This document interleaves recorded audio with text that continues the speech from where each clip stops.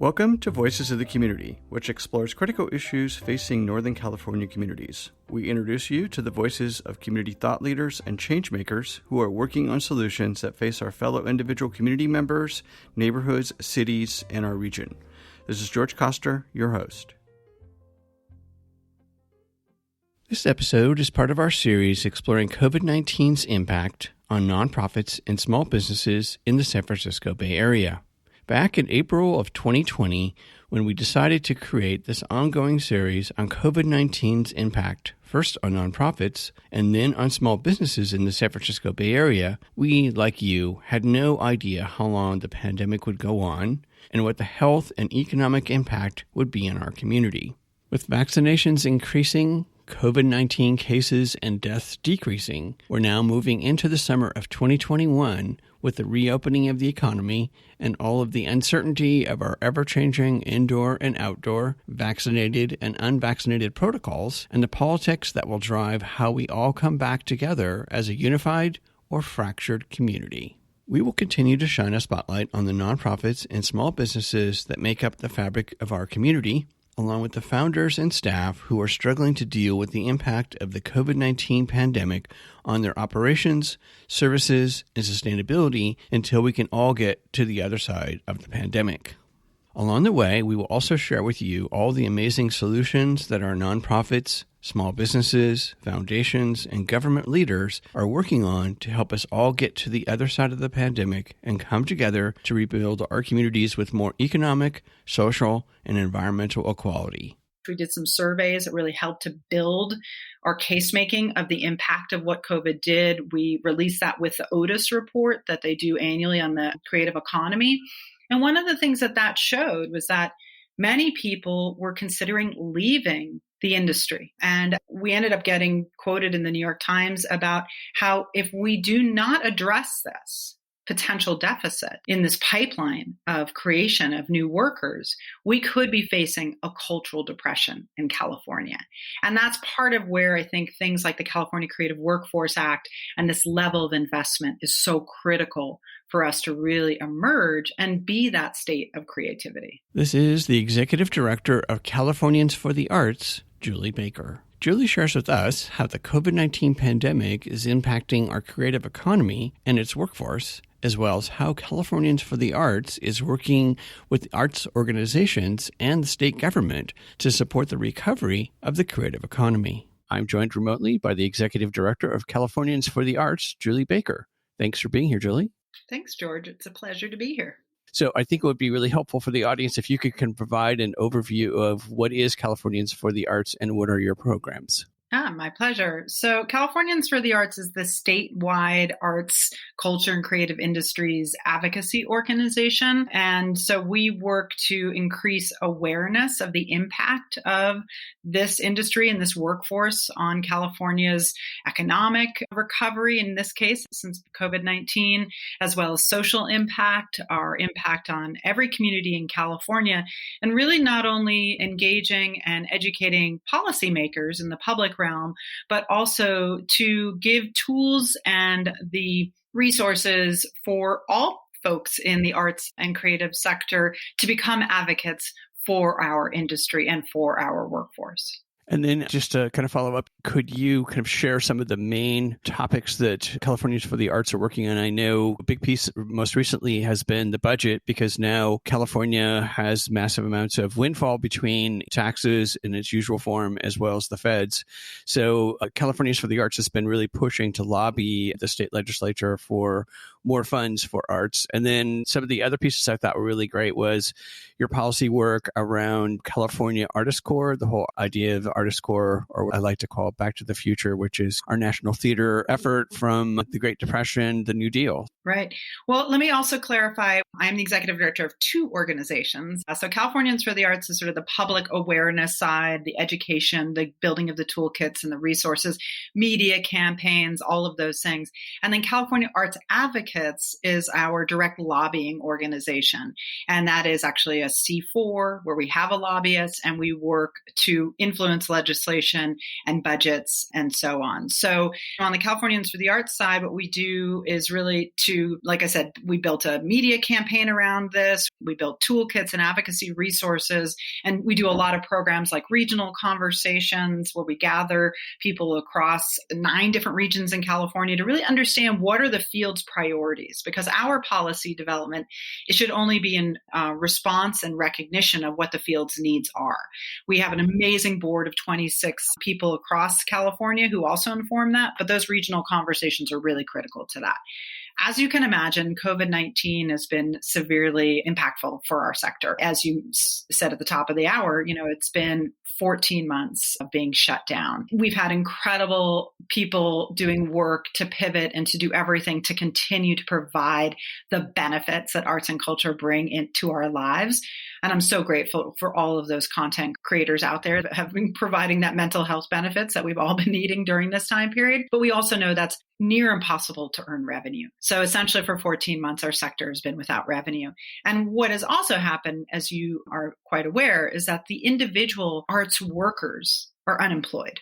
The institutions, the organizations, the buildings may still be there, but the people who make it work are hanging on and barely hanging on. And so our work as advocates and in our direct lobbying work is to say, this is a sector that has been disproportionately impacted by the effects of the shutdowns due to COVID-19. This is a sector that brings huge economic benefits to the state of California. Close to 8% of the gross state product of California is the creative industries. We're ahead of agriculture and transportation. We're a $230 billion industry in the state of California. And we employ over 750,000 workers.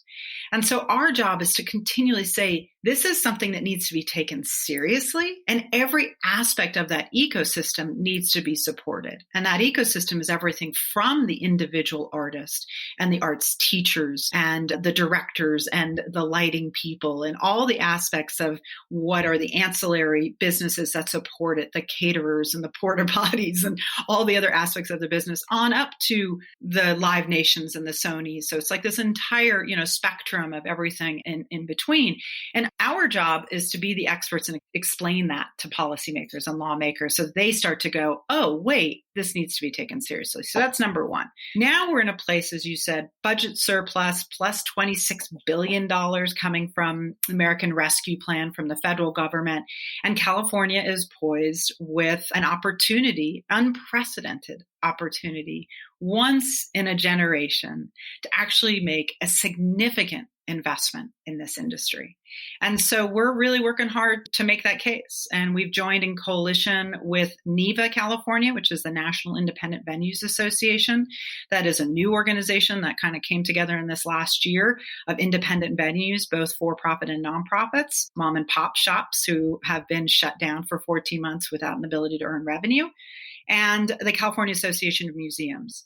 And the 3 of our organizations with California Arts Advocates have been promoting a $1 billion budget ask. And within that, there's money for all 3 aspects of the organizations and people that we represent. And we're now really excited because we have 5 legislative champions pushing this through and bringing this to the attention of leadership. We've directly met with the governor's office, and we are talking about why this is so critical, and we're getting really great response. June 15th is when the budget has to be passed here in the state of California. The governor announced in his May revise some specific things for the arts. He talked about the arts in his budget speech, which was fantastic to be heard and recognized in that way. But we still feel like there's more that needs to be addressed in terms of what was not in that budget.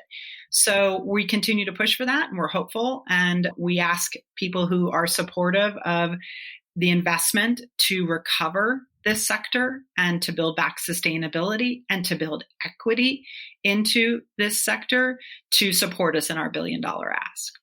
So that's the budget, as you mentioned. And then if you want me to just quickly talk about a couple of pieces of specific legislation and policy that we're working on. Please do. I mean, I noticed, for example, on Newsom's bump up in May, he bumped up the Artist Corps, for example. That's right. So the California Creative Corps pilot program was something that the governor introduced in his January budget, and it was about $15 million. Now in his May revise, he has bumped that up to $60 million and expanded sort of the scope of the services that artists would be hired to do. So it would be arts and utilizing artists in a framework of communications and creating messages that are persuasive in a different way than, let's say, a government press release can do. And in terms of public health behavior, in terms of climate crisis, in terms of the things that bring people together and to understand what's going on. So it's a great program and that we're very much in support of. He also put $40 million for creative youth development programs. And then he's doing a Clean California initiative. And in that, there's $75 million for artists to help beautify towns and roadways throughout California. We love the arts integration strategies. We'd love to see arts as part of other parts of the government solution in terms of arts and transportation and other infrastructure models. And we are also sponsoring a bill called the California Creative Workforce Act. And that is different from the core program in that the core program is wonderful and it's an employment opportunities for artists.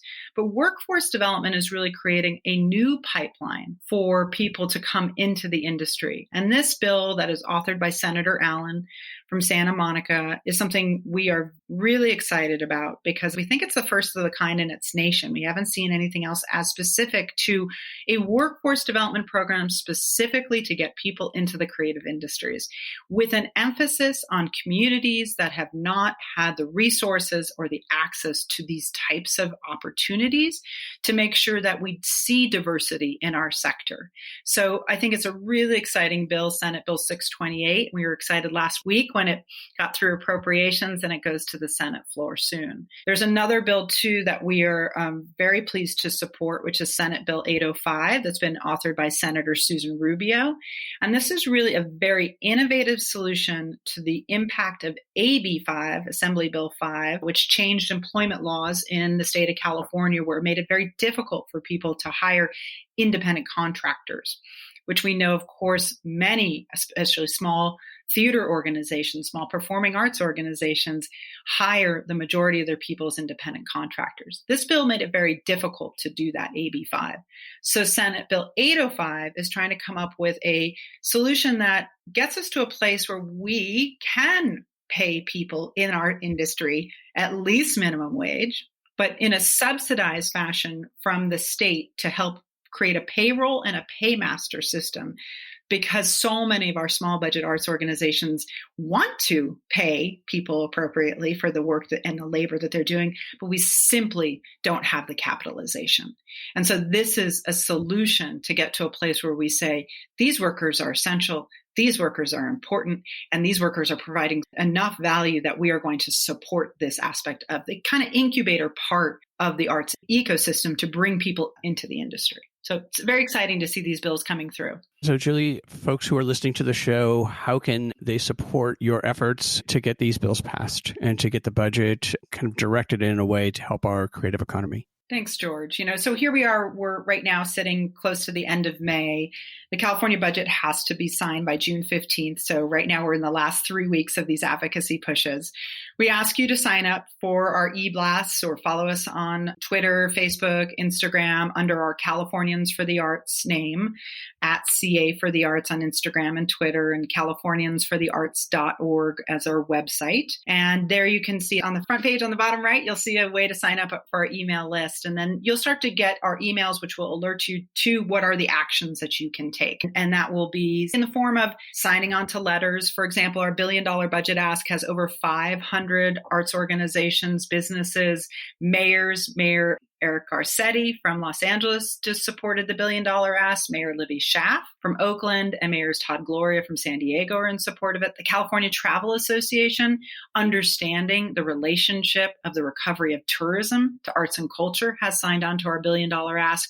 So as an organization, you can sign on, and then as an individual, you can send a letter through our templated system to your own elected official saying, this is a priority for me to make sure that this industry recovers. And even if you're not someone who works in it. If you're someone who can't wait to get back to a live performance, whether it's in your independent venue, your small theater, your performing arts center, whatever it may be, you want to support this budget ask so that they can come back, they can recover, and they can build sustainability over the next 2 to 4 years. And then California for the Arts is a membership-based organization as well, right? We are.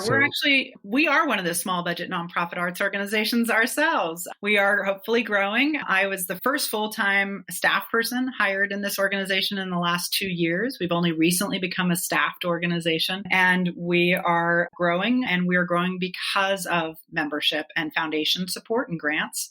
And our commitment is to keep our programs free because we want everybody to have access to the tools to become effective advocates for arts and culture. And the way we can do that is if people become members. And you can become individual members of Californians for the Arts, and you can also become an organizational member of California Arts Advocates, which directly helps to pay for our lobbyist. And Julie, over the time that you've been there, but the length of the organization, what do you feel has been the biggest impact that California for the Arts has had on our arts, culture, and creative economy? I think it's a couple different things. I think one is that we're really focused on building coalition, and that is to really put the different silos together. And so that we are truly seen as an important and essential industry to California. And I feel like the needle is moving. And if I may, I'll give you a very specific example of that. We have been very focused because through our regional conversations, we learned, particularly last fall, really, that so many arts organizations were without any sense of what's coming in terms of guidelines, right? We were in this, especially before now, June 15th, the big change, we were in this place where every tier had specific guidelines, and the arts were not represented in any of those guidelines. We were not in the tiers. So we didn't see ourselves in the future. We didn't know where were we going to be. So we really started to advocate and lobby directly to the administration that we needed to be in the guidelines, and we needed to get those guidelines in order for us to plan to be able to reopen arts safely. And after many, many months of working directly with them and in collaboration with the administration, and I have to say they were very responsive and really want in earnest to get us back to business, we started to really be invited to these meetings and to be at the table. Well, then I got a call inviting me to a meeting that I had not yet been invited to, and I'm not going to get into too many details, but a certain segment, and there were representations from transportation, manufacturing, agriculture, tourism, hospitality industries, and they had all been meeting prior, and I introduced myself, and I even heard someone say on the Zoom call, "Why is she here?" Kind of like what? And so I texted my friend in the administration. I said, "Why am I here?" And they said, "Because we felt the arts should be represented." And that's when I thought, okay, we're being seen. And we're being seen as an industry. And when that happens within policymaking, within governments, that's when we can really affect change, because that's when people start to see us as equal to other industries, and they really start to give us the opportunities to lift our voices and to make those types of changes. So that was an exciting thing that I saw happen this year. And the other big piece I think that we contributed to was some data and research. We did some surveys that really helped to build our case making of the impact of what COVID did. We released that with the Otis report that they do annually on the creative economy. And one of the things that showed was that many people were considering leaving the industry. And we ended up getting quoted in the New York Times about how if we do not address this potential deficit in this pipeline of creation of new workers, we could be facing a cultural depression in California. And that's part of where I think things like the California Creative Workforce Act and this level of investment is so critical for us to really emerge and be that state of creativity. And over these last 14 months, what do you feel, Julie, are some of the positive things that could come out of the pandemic that would be supportive and beneficial to the arts, culture, creative economy, both the small organizations you work with, along with all of the workers themselves, and then I think overall our economy at large?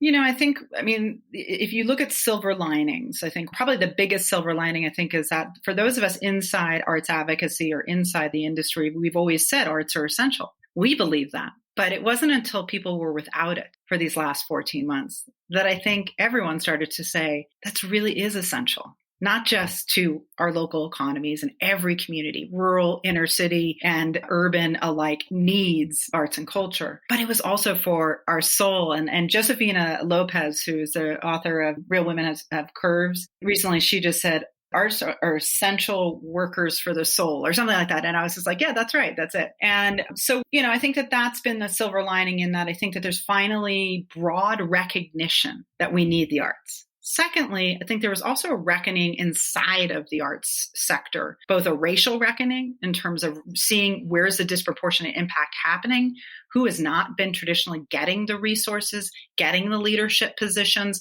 And I think that that reckoning is about time and is happening. And we have to really make those systemic changes happen now. So I think, and there's that great opportunity that we had to pause in a sense and really take a look internally at ourselves. And then the final piece too is I think that there has become a recognition again internally that artists are seeing themselves as laborers and essential workers, and that it is okay to proclaim that. That doesn't take away of the integrity of your work and your creation, but that it is really helpful for those of us who are on the front end of trying to get policy to support this sector, for them to come with us in raising their voices as their own advocates. And I guess that's the other piece, is that I feel like we've had more people engage in advocacy than ever before, and hopefully recognizing that it makes a difference. If we actually work together, raise our voices, talk about the problems, and then offer solutions, we will find those champions and we can affect significant change. That was really great. So thank you, Julie, for sharing the wonderful insights from your work at Californians for the Arts and your work with the arts and cultural sector. We'll make sure that listeners have your contact information, website, and social media, along with all the links for your advocacy, et cetera, so they can sign up, and all of the wonderful resources that California for the Arts has out there. So please stay safe and healthy as we work our way through what has become a very strange new normal. Thanks, George. That's it for this episode of Voices of the Community. You've been listening to the voice of the Executive Director of Californians for the Arts, Julie Baker. To find out more about Californians for the Arts and to get engaged in advocating for the arts and our creative economy, as well as support their other programs, go to californiansforthearts.org. For more insights into how our performing arts organizations have been impacted by the pandemic over this past year plus, please go to georgecoster.com and click on the COVID-19 in San Francisco Nonprofit Series button to listen to interviews with all of these wonderfully important organizations: the San Francisco Mime Troupe, Word for Word, Z-Space, City Arts and Lectures, San Francisco Performances, Access Dance Company, Presidio Dance Theater, the San Francisco Girls Chorus, Peninsula Ballet Theater, Joe Goody Performance Group, Music at Cole Mansion, the Dancers Group, the Community Music Center, Intermusic SF, Left Coast Theater, Opera Parallel, and Theater Bay Area. Please tune in to next week's show on June 17th at 8:30 a.m. on KSFP 102.5 FM, where our theme is children and families, and we hear from two legacy social service organizations, Compass Family Services and Raphael House, about their work with our families to deal with the pandemic's ongoing impact on their housing, jobs, and health. We hope that you enjoyed the insights, points of view, and personal stories from the voices of changemakers and their nonprofits and small businesses featured in this series. To find out more and get engaged with the nonprofits, small businesses, and staff members featured in the series, please go to my website, georgecoster.com, and click on Voices of the Community to find links to the extended versions of these interviews and to listen to the entire series. After listening to these stories, we hope that you will consider making a donation and volunteering to provide a hand up to your fellow community members. I want to thank my associate producer, Eric Estrada, and Casey Nance at Citron Studios, along with the wonderful crew at the San Francisco Public Press and KSFP. Voices of the Community is a member of Intersection for the Arts, which allows us to offer you a tax deduction for your contributions. Please go to georgecoster.com and click on the donate link to make a donation to help us provide future shows just like this one. While you're on our website, you can enjoy our archived past shows, which feature community voices working on solutions to critical issues facing Northern California communities. And you can sign up for our newsletter to find out more about future shows, as well as shows and events from the organizations that are included in our episodes. Take us along on your next COVID walk by subscribing to Voices of the Community on Apple Podcast, Spotify, and Google Podcast, or wherever you get your podcast. You can follow us on Twitter at George Coster, and we'd love to hear from you with feedback and show ideas, so send us an email to george@georgecoster.com. I'm George Coster in San Francisco, and thank you for listening.